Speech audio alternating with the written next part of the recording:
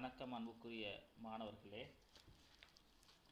எமது தரம் 10 வினாக்களுக்குரிய விடைகளையும் அதனோடு தொடர்பான விடயங்களையும் வழங்கி கொண்டு வருகின்ற வரிசையில் இரண்டாவது பாடத்தினூடாக நான் உங்களை சந்திக்கின்றேன்.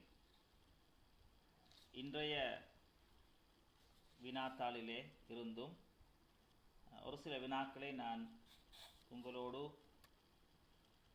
பகிர்ந்து கொள்ள இருக்கிறேன். எனவே இது எமது இரண்டாம் வினாத்தாளுக்குரிய இரண்டாவது செஷனாக நடைபெறுகிறது. இங்கே 18 புள்ளிகளை பெற்றுத்தரக்கூடிய வினாக்களிலே கடந்த கால வினாபத்திரத்திலிருந்து தெரிவு செய்யப்பட்ட ஒரு வினா, இராசரட்டை கால வரலாற்றை அறிய உதவும் சமய நூல்கள் 3ஐ குறிப்பிடுகிறது.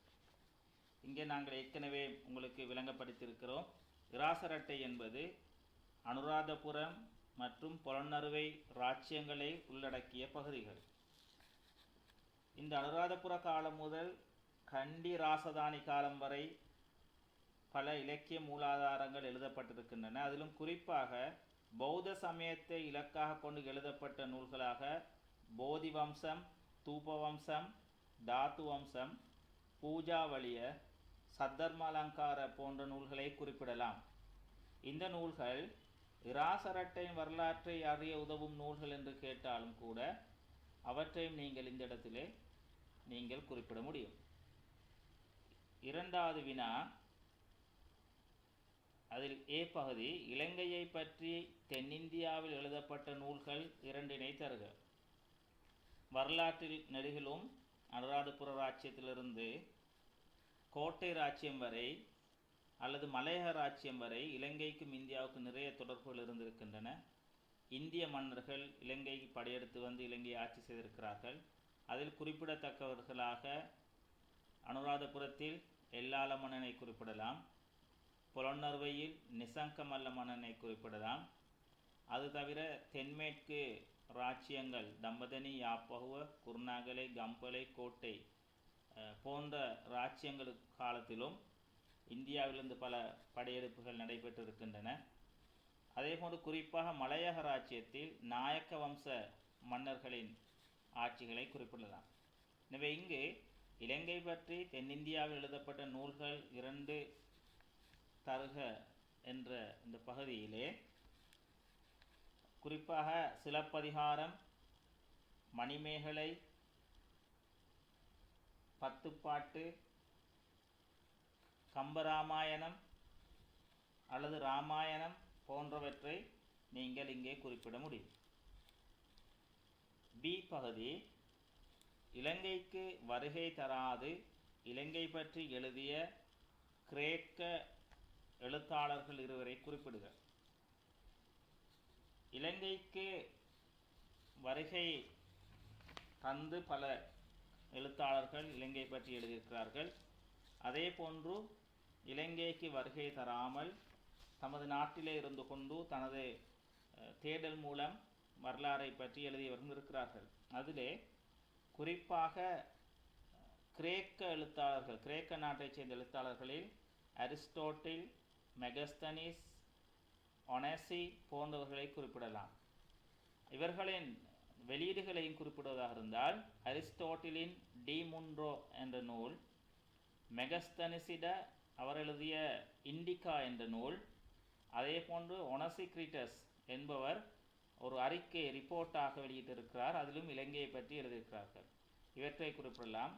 அத்தோடு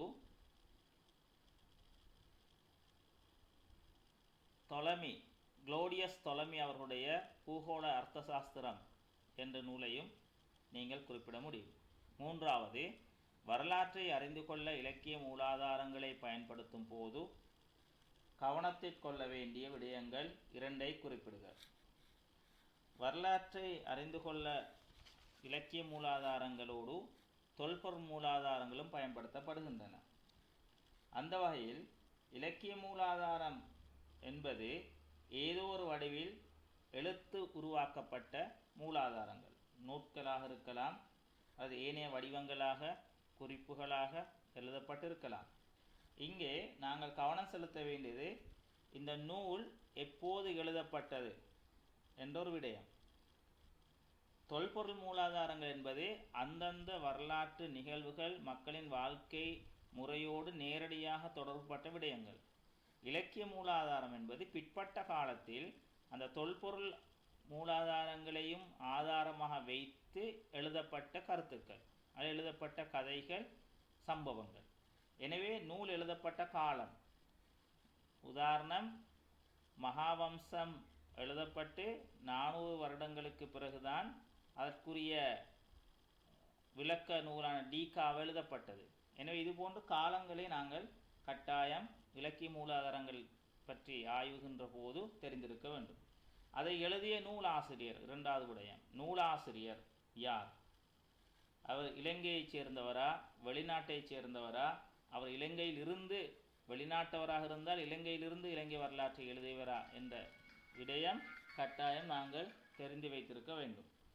நூலாசிரியரின் நோக்கம், குறிப்பிட்ட நூல் எதற்காக எழுதப்பட்டது என்ற நோக்கம் முக்கியமான விடயம். இந்த நூலாசிரியர் தனது நூலை எழுதுகின்ற போது இந்த நூலுக்கான தகவல்களை எவ்வாறு பெற்றுக்கொண்டார்?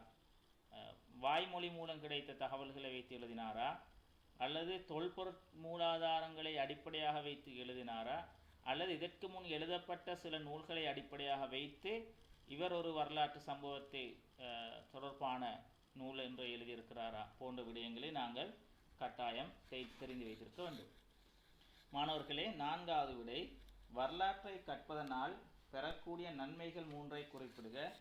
நாங்கள் இது தொடர்பாக கடந்த வினா பத்திரம் ஒன்றிலும் இந்த உங்களுக்கு விடைகளை தெளிவுபடுத்தினோம். இருந்தாலும் வரலாற்றை கற்பதனால் உலகம் பற்றிய, தாம் வாழும் சமூகத்தை பற்றிய தெளிவை ஏற்படுத்தி கொள்ள முடியும். இறந்த காலத்தில் கிடைக்கின்ற அனுபவங்களை புரிந்து அறிந்து அவற்றினூடாக தனது நிகழ்காலத்தை செம்மைப்படுத்தி கொள்ள முடியும். தாம் ஒரு நாட்டின் குடிமகன் என்பதை உணர்ந்து பெருமிதம் கொள்வதற்கு, தனித்துவத்தை பெற்றுக்கொள்வதற்கு கடந்த கால வரலாற்று அறிவு அவசியமாக இருக்கிறது. கடந்த காலங்களிலே இருந்த வரலாற்றை அறிகின்ற போது எத்தனை அல்லது எந்தெந்த சமயங்கள், எந்தெந்த கலாச்சாரம் இந்த நாட்டிலே காணப்பட்டிருக்கிறது, தற்போது அது எவ்வாறு இருக்கிறது என்பவற்றை அறிவதன் ஊடாக சமயங்களுக்கு இடையிலும் கலாச்சாரங்களுக்கு இடையிலும் நல்லுறவை பேண முடியும். தமது வரலாற்று சம்பவங்களை அறிந்து கொள்வதன் ஊடாக தமது சமூகத்தின் அல்லது தமது சமயத்தின் அல்லது தமது நாட்டின் இருப்பை, இந்த நாடு எத்தனை வருடம் பழமையானது, எவ்வளவு நீண்டொரு வரலாறு இருக்கிறது என்பதை ஆதாரமாக கொண்டு தனது சமூகத்தின், நாட்டின் இருப்பை உறுதிப்படுத்தி கொள்ள முடியும். இது போன்ற விடைகளை நீங்கள் அன்புக்குரிய மாணவர்களே உங்களால் வழங்க முடியும். நாங்கள் அடுத்த வினாவுக்கு செல்வோம். அடுத்த வினா, இலங்கையின் வரலாற்றுக்கு முற்பட்ட காலப்பகுதிக்குரிய மனிதன் வாழ்ந்த சூழலியல் வலயங்கள் 3ஐ குறிப்பிடுக. இந்த வினா தொடர்ந்தும் சில காலங்களிலே சாதாரண பரீட்சை வினா பத்திரங்களே வந்திருக்கிறது. நாங்கள் ஏற்கனவே இது தொடர்பாக நாங்கள் 6 வலயங்களை பற்றி கதைத்திருக்கிறோம். மீண்டும் அதனை கூறிக்கொள்கிறேன். அரை வரல் வலயம், தாழ்நில உலர் வலயம், தாழ்நில இடை உலர் வலயம், வரல் வலயம், மலைநாட்டு இடை உலர் வலயம், ஈர வலயம். இந்த வலயங்கள் என்பது உண்மையிலேயே இது புவியியல் ரீதியாக அல்லது காலநிலை ரீதியாக வகைப்படுத்தியிருக்கிறார்கள். இதனூடாக எதை சொல்ல வருகிறார்கள் என்றால், புராதன மனிதன் இந்த நாட்டில் வித்தியாசமான காலநிலைக்குரிய பிரதேசங்களிலே வாழ்ந்திருக்கிறான். அந்த காலநிலைக்கு பொருத்தமான விதத்தில் தனது அன்றாட நடவடிக்கைகளை மேற்கொண்டிருக்கிறான். அந்த காலநிலை வலயங்களுக்கு பொருத்தமான விதத்தில் வித்தியாசமான உணவு வகைகளை அவன் உண்டிருக்கிறான் போன்ற விடயங்களை தெளிவுபடுத்துவதற்காகத்தான் வரலாறு புத்தகத்திலே இந்த வலயங்களை பற்றிய தெளிவு உங்களுக்கு வழங்கப்பட்டிருக்கிறது. அதில் 2வது பகுதி, வரலாற்றுக்கு முற்பட்ட கால மனிதன் வாழ்ந்த வெட்டவெளிகள் 2ஐயும் கட்குகைகள் 2ஐயும் குறிப்பிடுக. நாங்கள் வலயங்களின் அடிப்படையில் பார்த்ததை போன்று வரலாற்றுக்கு முற்பட்ட கால மனிதன் வாழ்ந்த வெட்ட வெளிகள், அதாவது பரப்பான ஒரு நிலப்பிரதேசத்திலே கோடை காலங்களில், குறிப்பாக வெயில் பிரதேசங்களில், உலர் வலயங்களில் அவன் வெட்ட வெளிகளில் வாழ்ந்திருக்கிறான். அதிலே முக்கியமாக நாங்கள் குறிப்பிட முடியும் மினிஹாகல் கந்த, அல்லது இவ்வாறு குறிப்பிட முடியும் மினிஹாகல் கந்த, புத்தல, பதிராஜவல போன்றன கரையோரங்களில் அமைந்த வெட்டவெளிகளாகவும், மலையக பிரதேசங்களிலே அமைந்த வெட்டவெளிகளாக பண்டாரவளை, ஹோட்டன் சமவெளி போன்ற இடங்களையும், அதே போன்று ஏனைய ஈரவலயங்களுக்கு அமைந்த வெட்டவெளிகளுக்கு ஒரு உதாரணமாக, அதாவது முகாம் அமைத்து, முகாம் என்பது இப்போதுள்ள முகாமில் ஒரு குழுவாக வாழ்கின்ற ஒரு அமைப்பு, அதிலே பெல்லன் பெதிபலச போன்றவற்றை குறிப்பிடலாம். அதே போன்று குகைகளை அடிப்படையாக வைத்து நாங்கள் குறிப்பிடுவதாக இருந்தால், பெரும்பாலும் மழைக்காலங்களில் அந்த மழைக்காலங்களில் அவர்கள் குகைகளில் வாழ்ந்திருக்கிறார்கள். சீகிரிய பொத்தான, அலிகல, பாகியன்கல, பட்டதொம்பலேன, கிதுல்கல போன்ற குகைகளில் அந்த வரலாற்றுக்கு முற்பட்ட கால மனிதன் வாழ்ந்ததாக ஆதாரங்கள் கிடைத்திருக்கின்றன. அடுத்த கேள்விக்கு வருவோம். வரலாற்றுக்கு முற்பட்ட கால மனிதனின் வாழ்க்கை முறையை இரு காரணிகளின் உதவியுடன் விளக்குக. வரலாற்றுக்கு முற்பட்ட கால மனிதன் அவனது வாழ்க்கை முறையில் நீங்கள் குறிப்பிடுகின்ற போது அவனது வாழ்க்கை முறை நாடோடி வாழ்க்கையாக அமைந்திருக்கிறது. அவர்களுடைய குழுவிலே 15 முதல் 25 வரையான குடும்பங்கள், அல்லது 15 முதல் 25க்கு இடையிலான நபர்களும் அடங்கியிருக்கிறார்கள். இன்னும் சில வரலாற்று தகவல்களிலே 15 முதல் 25 வரையான குடும்பங்கள் வாழ்ந்ததாக குறிப்பிடப்படுகின்றது. எப்படியோ ஒரு மிகச்சிறிய தொகையில் அமைந்த அவர்களது குழு அமைந்திருக்கிறது. அதே போன்று அவர்கள் குறிப்பிட்ட ஒரு சிறிய பிரதேசத்திலே தான் வாழ்ந்திருக்கிறார்கள். 150 சதுர கிலோமீட்டருக்கு உட்பட்ட ஒரு பகுதியிலே அவர்கள் ஒரு சிறிய தொகை, 25 நபர்களை கொண்ட தொகை அவர்கள் அமைத்து வாழ்ந்திருக்கிறார்கள். மன்னிக்கவும், இதிலே 25 என்பது தொகையில் சிறிதாக இருந்தாலும் ஒரு பெரிய பிரதேசத்திலே 150 சதுர கிலோமீட்டர் என்பது பெரிய பிரதேசம். எனவே நிலத்துக்கு அங்கே பஞ்சம் இருக்கவில்லை. வேட்டையாடுதல் அவர்கள் நோக்கமாக இருந்தது. நதிக்கரைகளிலே அவர்களது அன்றாட வேலைகள் ஈடுபட்டிருந்தார்கள். எனவே ஒரு 150 சதுர கிலோமீட்டர் என்ற ஒரு பெரிய பிரதேசத்திலே அவர்கள் வாழ்ந்திருக்கிறார்கள். இதற்கு பண்டாரவளை சேச்சில் எனும் கற்காலத்துக்குரிய அந்த இடத்தில் 150 சதுர கிலோமீட்டர் பரப்பளவில் அவர்கள் வாழ்ந்ததாக கூறப்படுகிறது. அதே போன்று பெல்லன் பெதிபலச எனும் இடத்தில் 120 சதுர கிலோமீட்டர் பரப்பளவில் வாழ்ந்ததாக குறிப்பிடப்படுகிறது. இது அவர்களுடைய வாழ்க்கை முறையில் அவர்களுடைய குழுக்கள் எவ்வாறு அமைந்தது என்பது. இரண்டாவது விடயம், அவர்கள் நாடோடி வாழ்க்கை. அதிலே குறிப்பாக உணவு தேடுவதற்காக பல மைல் அல்லது கிலோமீட்டர் தூரம் நடந்து சென்று உணவு தேடியிருக்கிறார்கள். சுமாராக 7 கிலோமீட்டர் அளவு கூட அவர்கள் நடந்து சென்று ஒரு நாளைக்கு உணவு தேடியிருக்கிறார்கள். அவர்களுடைய உணவுகளிலே காடுகளிலே இருக்கின்ற காய்கள், உண்ணக்கூடிய இலைகளை உணவாக எடுத்திருக்கிறார்கள். அடுத்ததாக மிருகங்களை வேட்டையாடி எடுத்திருக்கிறார்கள். இது இரண்டாவது விடயம். இவருடைய வாழ்க்கை முறைக்கான 2 உதாரணங்கள். மூன்றாவது, அவர்கள் சடங்கு சம்பிரதாயங்களில், குறிப்பாக மரணச் சடங்குகள் எவ்வாறு இருந்ததென்றால், இறந்த இடத்திலே குழிகளை தோண்டி அந்த சடலங்களை வைத்து அதற்கு மேலால் இலைகுலைகள், சருகுகள், குப்பைகளை போட்டு மூடி இருக்கிறார்கள். அல்லது குகைகளிலே குழிகளை தோண்டி அங்கும் குப்பைகளை போட்டு அந்த சடலங்களை மூடியிருக்கிறார்கள். அதற்கான ஆதாரங்கள் பிற்பட்ட காலங்களிலே குகைகளிலிருந்து கண்டெடுக்கப்பட்டிருக்கின்றன. அதே போன்று இவர்களுடைய வாழ்க்கை முறையில் இன்னொரு விடயம் என்னவென்றால், அவர்களுடைய வாழ்க்கை முறையிலே அவர்கள் பாரிய அளவில் எந்த ஒரு தொழில்நுட்பத்தையும் கையாண்டிருக்கவில்லை. கற்களை ஆயுதமாக கையாண்டிருக்கிறார்கள். அதுதான் அவர்களுடைய தொழில்நுட்பத்துக்கு உதாரணமாக குறிப்பிட இருக்கிற விடயம். கற்களையும் கூரான கம்புகளையும் ஆயுதமாக பயன்படுத்தியிருக்கிறார்கள். எனவே நீங்கள் இந்த விடைகளை இந்த வினாவுக்கு வழங்க முடியும்.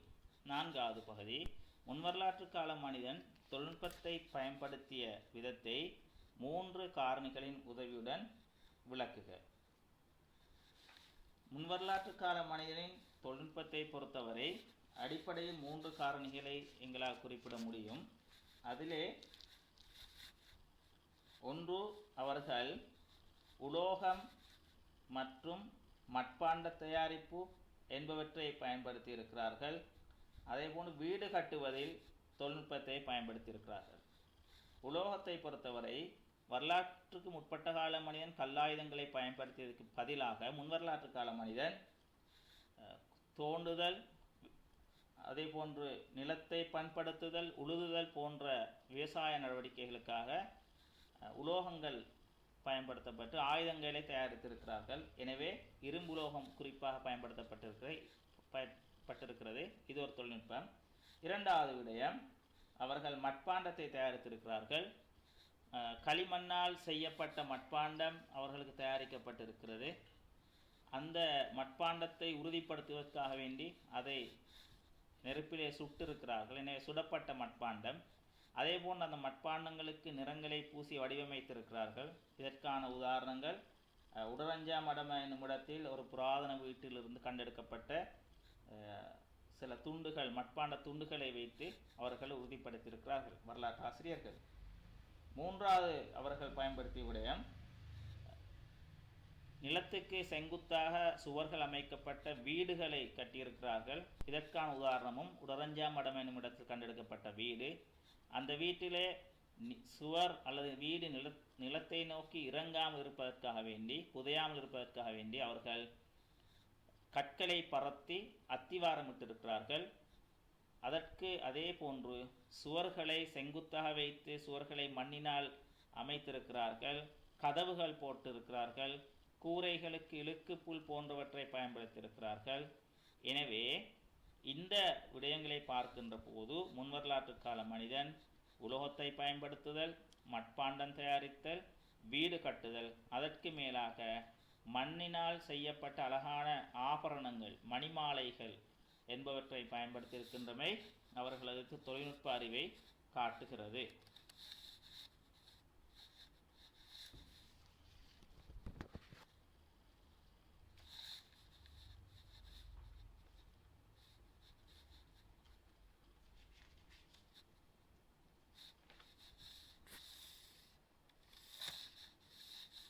சரி மாணவர்களே, அடுத்த விடைக்கு நாங்கள் செல்வோம். அடுத்த வினாவுக்கு, பின்வரும் அரசு அதிகாரிகளுக்கு வழங்கப்பட்ட பெயர்களை அடைப்புணிலிருந்து தெரிவு செய்து குறிப்பிடுக. இதே கேள்வியும் பல முறை வந்திருக்கின்ற ஒரு விடயம் பரீட்சை வினாத்தாளிலே. இங்கே நகர பணிப்பாளர் என்பது, அதே போன்று காசு அச்சிடும் பிரிவின் தலைவர், அதே போன்று பொருளாளர். இங்கே கீழே விடைகள் தரப்பட்டிருக்கின்றன. நகர பரிபாலகர் என்பதற்கு வழங்கப்பட்ட பெயர் நகர குத்திக. அரசனுடைய பொறுப்பிலிருந்து காசு அச்சிடுவதற்கு பொறுப்பாக இருந்தவர். நான் ஏற்கனவே அதை கூறியிருக்கிறேன். இலங்கையின் புராதன உலோக நாணயங்கள் அதற்கு பொறுப்பாக இருந்தவர் ரூபா தெக்க. அதே போன்று அரசனுடைய பொறுப்பில் நாட்டினுடைய சொத்துக்களுக்கு பொறுப்பாக இருந்தவர் பொருளாளர் படகரிக்க என அவர்களுக்கான பதவி பெயர்கள் வழங்கப்பட்டிருக்கின்றன. அதே போன்று நான் ஏற்கனவே இதனை வேறொரு வினாவிலும் கூறியிருக்கிறேன். மன்னருடைய ஆவணங்களுக்கு பொறுப்பாக இருந்தவர் கணபெடிக்க என்றும், அதே போன்று இங்கே பதகு என்று தந்திருக்கிறது ஒரு விடை. அதாவது மன்னருடைய உணவுச்சாலைக்கு பொறுப்பாக இருந்த அதிகாரி பதகு என்றும், அதே போன்று இங்கே பண அத்தக்க வர்த்தக நடவடிக்கைகளுக்கு பொறுப்பாக இருந்தவர் பண அத்தக்க என்றும், இங்கே விடைகளிலே தரப்பட்ட இன்னொரு விடை நகர வடிக்க, நகரத்திலுள்ள கட்டட நிர்மாணங்களுக்கு, கட்டடங்களை வடிவமைப்பதற்கு அனுமதி வழங்க பொறுப்பாக இருந்தவர் நகர வடிக்க என்றும் அழைக்கப்பட்டிருக்கிறார்கள். அது தவிர தலைமை அமைச்சர் மகா எமத்தி அல்லது மகாமத என்றும், படை தளபதி அல்லது சேனா அமைச்சர்களாக இருந்தவர்கள் தளபதிகள் அல்லது சேனாதிபதிகள் என்றும் அழைக்கப்பட்டிருக்கிறார்கள். அடுத்த வினாவுக்கு செல்வோம். துட்டகைமுனு மன்னன் இலங்கை வரலாற்றில் முக்கியம் பெறுவதற்கான 2 காரணிகளை குறிப்பிடுக. இந்த வினாக்களை நான் எனது 2 அமர்விலும் சில ஒரே வினாக்களை போட்டிருப்பதற்கான காரணம், இந்த வினாக்கள் தொடர்ந்தும் ஓஎல் பரீட்சையிலே வந்திருக்கிறது. எனவே இதிலே நீங்கள் கட்டாயம் தெரிந்து வைத்துக் கொள்ள வேண்டிய விடயம், இந்த வினாக்களுக்குரிய விடைகளை நீங்கள் மிக கவனமாக நினைவில் இருத்தி பரீட்சைக்கு உங்களை தயார்படுத்திக் கொள்ள வேண்டும். துட்டகைமுனு மன்னன் இலங்கையிலே தென் பிரதேசத்தில் ருகுணு ராச்சியத்தில் இருந்த காவந்தீச மன்னனின் மகன். இவனது காலத்தில் ராசரட்டை ஆட்சி எல்லாள மன்னனின் கட்டுப்பாட்டில் இருந்தது. எனவே இவனது சேவை என்று குறிப்பிடுகின்ற போது அனுராதபுரத்துக்கு படையெடுத்து சென்று எல்லாள மன்னனை தோற்கடித்து ராசரட்டையை அல்லது அனுராதபுரத்தை தனது கட்டுப்பாட்டுக்குள் கொண்டு வந்தமை. அது 2வது விடயம். இந்த போரின் மூலம் சர்வதேச துறைமுகமாக அந்த காலத்திலே செயற்பட்ட மகாதித்த அல்லது மாந்தை, தற்போதைய மன்னார் பகுதி, துட்டகைமுனு மன்னனின் கட்டுப்பாட்டுக்குள் கொண்டு வரப்பட்டமை அல்லது அவன் கட்டுப்பாட்டுக்கு கொண்டு வந்தமை அவன் செய்த 2வது சேவை. 3வது, அதாவது பிரதேச தலைவர்கள் அனைவரையும் ஒன்றிணைத்து முழு நாட்டையும் ஒரே குடையின் கீழ் ஆட்சி செய்ய ஆரம்பித்தமை, இவன் நாட்டை ஒன்றுபடுத்தியமை என்ற விடயம் 3வது விடயம். 4வது, ஒரு ராஜதந்திர உறவை இந்தியாவுடன் சிறப்பாக மேற்கொள்ள வேண்டும். எனவே அதற்காக தனது எதிரியான எல்லாளனுடைய சமாதிக்கு மரியாதை செலுத்தும்படி தனது நாட்டு மக்களுக்கு அவன் பணிவித்தான். இதனூடாக அவன் நல்லதொரு ராஜதந்திர உறவை இந்தியாவுடன், தொடர்ந்தும் எல்லாள மன்னன் சார்ந்த இராச்சியங்கள் இலங்கைக்கு படையெடுக்கக்கூடாது என்பதற்காக இவ்வாறான ஒரு ராஜதந்திர உறவை அவன் மேற்கொண்டமை. இது தவிர சமயத்துக்காக சேவை செய்தமை, குறிப்பாக பௌத்த சாசனத்தை ஒழுங்குபடுத்தியமை, அதற்காக ஜேத்தவனாராமய, ருவன்வெலிசேய, மிருசு வெற்றிய போன்ற தாது கோபுரங்களை நிர்மாணித்தமை போன்றவற்றை குறிப்பிடலாம். 3வது பகுதி, புராதன இலங்கையில் அரசுரிமை வழங்கப்பட்ட பிரதான 2 முறைகளையும் உதாரணத்துடன் விளக்குக. புராதன இலங்கையில் அரசுரிமை 2 விதமாக, பொதுவாக சொல்வதாக இருந்தால் 2 விதமாக வழங்கப்பட்டிருக்கிறது. ஒன்று தந்தையிடமிருந்து மகனுக்கு வழங்கப்பட்டிருக்கிறது. இதற்கு உதாரணமாக காவந்தீச மன்னனுக்கு பிறகு துட்டகைமுனு மன்னனுக்கு வழங்கப்பட்டிருக்கிறது. அதே போன்று வசவ மன்னனின் மரணத்தின் பிறகு அவனது மகன் பங்கநாசிக்க திசவுக்கு ஆட்சி வழங்கப்பட்டிருக்கிறது. அதே போன்று நாங்கள் மலையக ராச்சியத்திலே செனரத் மன்னனுக்கு பிறகு 2ஆம் ராஜசிங்கனுக்கு ஆட்சி வழங்கப்பட்டிருக்கிறது என்பவற்றை உதாரணமாக குறிப்பிடலாம். அல்லது 2வது அமைப்பு என்னவென்றால், சகோதரன் மரணித்த பின் அவனது அடுத்த சகோதரனுக்கு வழங்கியிருக்கின்ற முறை. இதில் தேவநம்பி திசனுக்கு பின் அவனது சகோதரர்கள் அரசர்களாக இருக்கிறார்கள். துட்டகைமுனுக்கு பிறகு அவனது சகோதரன் சத்தாதீசன் அரசனாக இருக்கிறான். இவற்றை நீங்கள் உதாரணமாக குறிப்பிட முடியும். 3வது ஒரு முறை இருந்திருக்கிறது. தனக்கு பிள்ளை இல்லாத போது, தனக்கு சகோதரர்கள் இல்லாத போது தனது மனைவியின் சகோதரனுக்கு ஆட்சி வழங்கப்பட்டிருக்கிறது. அந்த வகையிலே மலையக ராச்சியத்திலே வீரபராக்கிரம நரேந்திர சிங்கன் தனது மனைவியின் சகோதரனான நாயக்க வம்சத்தைச் சேர்ந்த ஒருவனுக்கு ஆட்சியை வழங்கியிருந்தான். அதே போன்று காசியப்ப மன்னனின் தந்தை தாதுசேனன் மன்னனிடமிருந்து ஆட்சியை கைப்பற்றி கொள்வதற்காக வேண்டி, ஆட்சி உண்மையிலே தாதுசேன மன்னனின் பட்டத்து ராணியின் மகனான முகலனுக்கு வழங்கப்பட இருந்தது. அந்த நேரத்தில் தந்தையை கொன்றுவிட்டு காசியப்ப மன்னன் ஆட்சியை கைப்பற்றியிருக்கிறான். இவ்வாறும் ஆட்சி கைமாறி இருக்கிறது. சில போராட்டங்களின் மூலம் ஆட்சி கைமாறி இருக்கிறது. எல்லாள மன்னனுக்கு பிறகு எந்த பரம்பரை தொடர்பும் இல்லாத துட்டகைமுனு மன்னன் ஆட்சிக்கு வந்திருக்கிறான். அதே போன்று மலையகத்திலே குசுமாசன தேவியை திருமணம் முடித்ததன் மூலம் முதலாம் விமலதர்ம சூரியன் அல்லது கோணப்பு பண்டார என்பவன் முதலாம் விமலதர்ம சூரியன் என்ற பெயரில் ஆட்சிக்கு வந்திருக்கிறான். என்றாலும் உத்தியோகபூர்வமாக அங்கீகரிக்கப்பட்ட முறையாக தந்தையிடமிருந்து மகனுக்கும் சகோதரனிடமிருந்து சகோதரனுக்கும் ஆட்சி வழங்கப்பட்ட முறை புராதன இலங்கையில் காணப்பட்டிருக்கிறது. இந்த வினாவின் 4வது பகுதி, நாட்டு மக்கள் அரசிடமிருந்து எதிர்பார்த்த சேவைகள் 3 குறிப்பிட்டு விளக்குக. இங்கே ஆட்சியாளர்கள் மக்களுக்கு எதை செய்ய வேண்டும் என்று மக்கள் எதிர்பார்த்தார்கள் என்றால் அடிப்படையில் 3 கடமைகள் இருந்தன. ஒன்று, நாட்டு மக்களை பாதுகாத்தல். இதற்காக ஆட்சியாளர்கள் படைகளை தயாரித்திருந்தார்கள். அவர்கள் வெளிநாட்டு படையெடுப்புகள் ஏற்படுகின்ற போதும் உள்நாட்டு கலவரங்களின் போதும் மக்களை பாதுகாத்திருக்கிறார்கள். சோழர்கள் இலங்கையை படையெடுத்து புலனறுவை அனுராதபுர ராஜ்யத்தின் 5ஆம் மகிந்தன் மன்னனை கைது செய்த பின் மும்முடி சோழ மண்டலம் என்று பெயர் வைத்து ராசரட்டை பகுதியை தனது ஆட்சியுடன் இணைத்து கொண்ட போது தென் பிரதேசத்திலே இருந்த விஜயபாகு மன்னன் படையெடுத்து சென்று அந்த பிரதேசத்தை கைப்பற்றி மக்களை காப்பாற்றியிருக்கிறான்.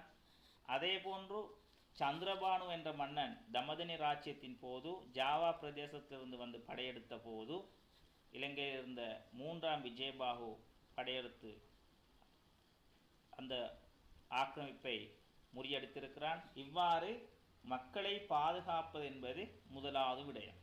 2வது விடயம், மக்களுடைய பொருளாதாரத்தை, நாட்டின் பொருளாதாரத்தை மேம்படுத்துதல். புராதன காலத்திலே இலங்கையிலே இருந்த பொருளாதார முறை அடிப்படையில் விவசாயம், நெற்பயிர் செய்கை, சேனை பயிர் செய்கை, வீட்டுத் தோட்டம். இந்த 3க்கும், குறிப்பாக நெற்பயிர் செய்கைக்கும் சேனை பயிர் செய்கைக்கும் அடிப்படையில் 2 விடயங்கள் தேவை. ஒன்று நீர் தேவை, 2வது நிலம் தேவை. எனவே நீர்ப்பாசனத்தை ஒழுங்காக வழங்குவதற்கும் நிலங்களை வழங்குவதற்கும் அரசன் முயற்சி எடுத்திருக்கிறான். குளங்களை கட்டியிருக்கிறான். குறிப்பாக உலர் பிரதேசமான ராசரட்டையிலே அதிகமான குளங்கள் கட்டப்பட்டிருக்கின்றன. அதிலும் மிகப்பெரிய குளங்கள், மின்னேரியா குளம், பராக்கிரம சமுத்திரம் போன்ற பெரிய குளங்கள், கவுடுலுவாவி போன்ற குளங்கள் கட்டப்பட்டிருக்கின்றன. எனவே குளங்களை கட்டி கால்வாய்களை அமைத்து விவசாயத்துக்கு உதவி செய்திருக்கிறான். எனவே மன்னர்களிடமிருந்து மக்கள் எதிர்பார்த்த விடயம் நாட்டின் பொருளாதாரத்தை மேம்படுத்துவதற்கு ஒத்துழைப்பு வழங்குதல். வர்த்தகம் நடைபெறுகின்ற போது பண்டமாற்று பொருளாதாரமாக இருந்த வர்த்தகம் பணப்பரிமாற்றமாக வருகின்ற போது அரசன் நாணயங்களை உத்தியோகபூர்வமாக வெளியிட்டிருக்கிறான். கஹவனு, ஹஸ்ஸெபு போன்ற புராதன நாணயங்கள் இதற்கு உதாரணங்களாக அமைகின்றன. வெளிநாட்டு வர்த்தகத்தில் ஈடுபடுவதற்கு அரசன் துணை செய்திருக்கிறான். துறைமுகங்களை ஒழுங்குபடுத்தி கொடுத்திருக்கிறான். மாந்தை, வடமேற்கு பகுதியில் இருக்கின்ற மாந்தை பிரதேசம் துறைமுகம், இலங்கையில் தெற்கிலே இருக்கின்ற மகாகம துறைமுகம், இலங்கையிலே வடகிழக்கு பகுதியில் இருக்கின்ற கோகண்ண துறைமுகம் அல்லது தற்போதைய திருகோணமலை போன்றவை அரசர்களால் ஒழுங்குபடுத்தி வழங்கப்பட்டு இருக்கின்றன. 3வது விடயம், சமயத்துக்கு சேவை செய்ய வேண்டும். குறிப்பாக ராசரட்டையில் இருந்தது பௌத்த சமயமும், அதற்கு பிறகு எல்லாளனின் வருகையை தொடர்ந்து இந்து சமயமும் அங்கே வளர்ச்சி கண்டிருந்தன. எனவே இந்த சமயத்துக்கு, குறிப்பாக பௌத்த சமயத்துக்கு அரசர்கள் சேவை செய்திருக்கிறார்கள். தேவநம்பிதீசன் இலங்கையின் முதலாவது பௌத்த மன்னனாக கருதப்படுகிறான். அவனை தொடர்ந்து வந்தவர்கள் குறிப்பாக துட்டகைமனு போன்றவர்கள் தாது கோபுரங்களை அமைத்திருக்கிறார்கள். பௌத்த பிக்குகளுக்கு தானம் அளித்திருக்கிறார்கள். பர்மா, சிஎம் போன்ற நாடுகளில் இருந்து பௌத்த பிக்குகளை அழைத்து வந்து இங்கே ஏனைய மனிதர்களை, சாதாரண மனிதர்களை பிக்குகளாக மாற்றுகின்ற அந்த நிகழ்வுக்கு நாங்கள் உபசம்பத்தா என்று சொல்கின்றோம். அந்த உபசம்பத்தா நிகழ்வை நடத்தி இருக்கிறார்கள் மன்னர்கள். அதே போன்று குகைகளை தியானம் இருப்பதற்காக வேண்டி குகைகளை மத குருக்களுக்கு தானம் அளித்திருக்கிறார்கள். பௌத்த சாசனத்தை ஒழுங்குபடுத்தி இருக்கிறார்கள் போன்ற விடயங்களை மக்கள் எதிர்பார்த்திருக்கிறார்கள். அவற்றை சிறப்பாக மன்னர்களும் செய்திருக்கிறார்கள். எனவே மன்னர்களிடமிருந்து மக்கள் எதிர்பார்த்த விடயம் பாதுகாப்பு, பொருளாதார மேம்பாடு, சமயத்துக்கான சேவை. எனவே அன்புக்குரிய மாணவர்களே, இந்த பகுதியில் உள்ள கடைசி வினாவை நாங்கள் பார்ப்போம். எமது முன்னோர்களால் சேனைகளில் பயிரிடப்பட்ட தானியங்கள் யாவை? எமது முன்னோர்கள் நாங்கள் சேனை என்று சொல்கின்ற போது நான் ஏற்கனவே இதற்கு முன்னைய வினாவை விளங்கப்படுத்தினேன். நெற்பயிற்சிகைக்கு அடுத்ததாக பிரதான இடத்தை பெற்ற சேனை ஒரு பெரிய காட்டுப்பகுதியை அழித்து அதை தீயிட்டு கொளுத்தி அதன் பிறகு அந்த பகுதியை பண்படுத்தி அதிலே குறிப்பாக தானியங்களை நாட்டியிருக்கிறார்கள். அந்த சேனைகளில் நாங்கள் கல்வெட்டுகளிலே அந்த சேனைகள் சேன என்றும் பிட்டபிம் என்றும் குறிப்பிடப்பட்டிருக்கிறது. அதே போன்று புதிதாக தீயிடப்பட்டு ஒழுங்குபடுத்தப்படுகின்ற சேனைகள் நவதெனி சேனை என்றும், இன்னும் சில பிரதேசங்களிலே 9 வகையான தானியங்கள் பயிரிடப்பட்ட சேனை நவதினி சேனை என்றும் குறிப்பிடப்படுகிறது. இவ்வாறு சேனைகளுக்கு பல பெயர்கள் வழங்கப்பட்டிருக்கின்றன. இந்த சேனைகளிலே உளுந்து, வரகு, பயறு, குரக்கன், சோளம், எள்ளு, கடுகு, சீரகம், திணை, அரிசி போன்ற, அரிசிக்கு தனியாக வயல் இருந்தாலும் இங்கே அரிசி போன்ற தானிய வகைகளும் அதே போன்று தானிய வகைகளும் பயிரிடப்பட்டிருக்கின்றன. இது தானியம் என்று கேட்கப்பட்டதனால் வழங்கப்படுகின்ற விடை. இதே நேரம் சேனைகளிலே பூசணிக்காய், கத்தரிக்காய், சாம்பல் பூசணி போன்ற மரக்கறி வகைகளும், இது தவிர கரும்பு, பருத்தி போன்ற பயிர்களும் பயிரிடப்பட்டிருக்கின்றன என்பதை நீங்கள் கவனத்தில் கொள்ள வேண்டும். பொதுவாக சேனைகளில் பயிரிடப்பட்டவைகள் என்று கேட்டால் தானியங்களையும் மரக்கறிகளையும் நீங்கள் இணைத்து எழுத முடியும். 2வது, சொரபரவாவி தூண் கல்வெட்டில் பொறிக்கப்பட்டுள்ள வர்த்தக சட்டங்கள் 2ஐ குறிப்பிடுக. மாணவர்களே, இந்த இடத்திலே நீங்கள் விளங்கிக் கொள்ள வேண்டிய இந்த வினா வேறொரு வினா தாளிலும் நான் கலந்துரையாடி இருக்கிறேன் என்று நினைக்கிறேன். சொரபரவாவி தூண் கல்வெட்டு என்பதும் பதுளை தூண் கல்வெட்டு என்பதும் ஹோபிட்டிகம தூண் கல்வெட்டு என்பதும் ஒன்று என்பதை கவனத்தில் கொள்ளுங்கள். சொரபரவாவி தூண் கல்வெட்டு, பதுளை தூண் கல்வெட்டு, ஹோபிட்டிகம தூண் கல்வெட்டு. இந்த ஹோபிட்டிகம தூண் கல்வெட்டு என்பது 4ஆம் உதய மன்னனால் கிறிஸ்துக்கு பின் 10ஆம் நூற்றாண்டிலே நிர்மாணிக்கப்பட்ட ஒன்று. இந்த கல்வெட்டிலே ஹோபிட்டிகம சந்தையின் வர்த்தக நடவடிக்கை தொடர்பாகத்தான் குறிப்பிடப்பட்டிருக்கிறது. குறிப்பாக சந்தைக்கு வரும் வியாபார வண்டிகளில் இருந்து வரி அறவிட முடியும், சந்தையை கடந்து செல்கின்ற வண்டிகளில் வரி அறவிடக்கூடாது என்பது முதலாவது விடயம். வெற்றிலைகளை விற்பனை செய்கின்ற போது சூரிய ஒளி படாமல் கூரையிட்டு பாதுகாக்கப்பட்ட மண்டபத்தில் வைத்து வெற்றிலை விற்பனை செய்யப்பட வேண்டும். அதே போன்று காய்ந்து போன வெற்றிலைகள் எந்த காரணத்தை கொண்டும் விற்பனை செய்யப்படக்கூடாது. 3வது, போயா தினங்களிலே இந்த சந்தையில் வியாபார நடவடிக்கை இடம்பெறக்கூடாது. அவ்வாறு இடம்பெற்றால் மகியங்கனையில் உள்ள விகாரைக்கு விலக்கேற்றுவதற்கு எண்ணெய் வழங்குவது அவர்களுக்கு தண்டமாக விதிக்கப்படும். இவ்வாறான சட்டங்கள் இந்த ஹோபிட்டிகம அல்லது சொரபரவாவி தூண் கல்வெட்டு அல்லது பதுளை தூண் கல்வெட்டில் குறிப்பிடப்பட்டிருக்கிறது. இதிலே 3வது பகுதி, புராதன இலங்கையின் பொருளாதாரத்தில் விவசாயம் ஒழுங்கமைக்கப்பட்டிருந்த முறையை 2 காரணிகளின் உதவியுடன் விளக்குக. புராதன இலங்கையின் விவசாயம் நெற்பயிர்ச்செய்கை, அடுத்தது சேனை பயிர்ச்செய்கை, அடுத்தது வீட்டு தோட்டம் என ஒழுங்குபடுத்தப்பட்டிருந்தன. இங்கே இலங்கையின் பொருளாதாரத்தில் விவசாயம் என்று வருகின்ற போது இந்த விவசாயம் 3ஐ மட்டும் குறிப்பிட வேண்டும். இலங்கையின் பொருளாதாரம் எவ்வாறு ஒழுங்கமைக்கப்பட்டிருந்தது என்று கேட்டிருந்தால், அன்புக்குரிய மாணவர்களே, நீங்கள் விவசாயம், கைத்தொழில், வர்த்தகம் என்ற 3 விடயத்தையும் குறிப்பிட வேண்டும்.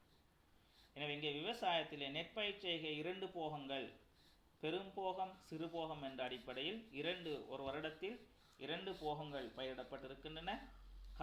மழை கிடைக்கின்றதை பொறுத்து இந்த 2 போகங்களுக்கு இடையிலும் ஒரு போகம், அது இடைப்போகம் எனப்படுகிறது. எனவே இடைப்போகமும் நெற்பயிர்ச்செய்கை மேற்கொள்ளப்பட்டிருக்கின்றது. சேனை பயிர்ச்செய்கையை பொறுத்தவரைக்கும் நாங்கள் ஏற்கனவே உங்களுக்கு சொன்ன விடயம்தான். சேனை பயிர்ச்செய்கையிலே தானியங்கள் நாட்டப்பட்டிருக்கின்றன, ஒரு சில மரக்கறி வகைகள் நாட்டப்பட்டிருக்கின்றன, கரும்பு பருத்தி போன்றவைகளும் பயிரிடப்பட்டிருக்கின்றன. எனவே சேனைகள் அதற்கு வேலியிடப்பட்டிருக்கிறது. வேலிக்கு தண்டு வெட்ட என்று வரலாற்றிலே அவர்கள் அழைத்திருக்கிறார்கள். அதே போன்று புதிய சேனைக்கு நவதினி சேனை என்று அழைத்திருக்கிறார்கள். இன்னும் சில கல்வெட்டுகளிலே பிட்டபிம் என்று அவர்கள் அழைத்திருக்கிறார்கள் சேனைகளை. எனவே சேனை பயிற்சி இடம்பெற்றிருக்கிறது. மூன்றாவது விடயம் வீட்டு தோட்டம். தனது வீட்டை அண்டிய பிரதேசங்களிலே வெற்றிலை நாட்டியிருக்கிறார்கள், மரக்கறி நாட்டியிருக்கிறார்கள், அதிலும் பிலா, ஈரப்பலா போன்ற உணவு பயிர்களையும் நாட்டியிருக்கிறார்கள். இங்கே பொருளாதாரம் என்று வருகின்ற போது நீங்கள் இந்த விவசாயத்தை பற்றி குறிப்பிடலாம். கைத்தொழிலை பற்றி குறிப்பிடுவதாக இருந்தால் மட்பாண்ட கைத்தொழில், உலோக கைத்தொழில், நெசவு ஆடை பின்னுகின்ற கைத்தொழில், ஆபரணங்கள் செய்கின்ற கைத்தொழில் என்பன புராதன இலங்கையிலே நடைபெற்றிருக்கின்றன. அதே நேரம் வர்த்தகம் என்று வருகின்ற போது ஆரம்ப காலத்தில் பண்டமாற்று வர்த்தக முறையும் அதன் பிறகு பணப்பரிமாற்ற வர்த்தக முறையும் இடம்பெற்றிருக்கிறது என்ற விடயத்தை நீங்கள் குறிப்பிட வேண்டும். இந்த பகுதியிலே கடைசியான கேள்வி, புராதன இலங்கையில் காணப்பட்ட கைத்தொழில்கள் 3 குறிப்பிடுக. இதனை நான் இப்போது நான் உங்களுக்கு அதை விளங்கப்படுத்தி இருக்கிறேன். மட்பாண்ட தொழில் காணப்பட்டிருக்கிறது. மட்பாண்டங்கள் மண்ணினால் செய்யப்பட்டு நிறம் தீட்டப்பட்டிருக்கின்றன, சுடப்பட்டு உறுதியாக்கப்பட்டிருக்கின்றன என்பதை நீங்கள் குறிப்பிடலாம். ஆபரண கைத்தொழில் அதற்கு உடரஞ்சா மடமையில் கண்டெடுக்கப்பட்ட மணிமாலை முதல் பிற்பட்ட காலங்களில் பெண்கள் அணியக்கூடிய சில ஆபரணங்களை சில உலோகங்களாலும் தயாரிக்கப்பட்ட ஆபரணங்கள் கண்டெடுக்கப்பட்டிருக்கின்றன, ஆபரண கைத்தொழில். அதே போன்று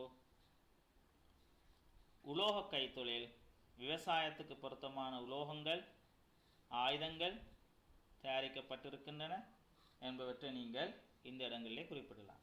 எனவே அன்புக்குரிய மாணவர்களே, இந்த 2வது பாடத்திலும் 1வது பாடத்தில் உங்களுக்கு வழங்கப்பட்ட ஒரு சில வினாக்கள் மீண்டும் வழங்கப்பட்டிருக்கின்றன. ஏனென்றால் இந்த வினாக்கள் தொடர்ந்தும் சாதாரண தர பரீட்சை வினாத்தாளிலே போடப்பட்டிருந்த வினாக்கள்.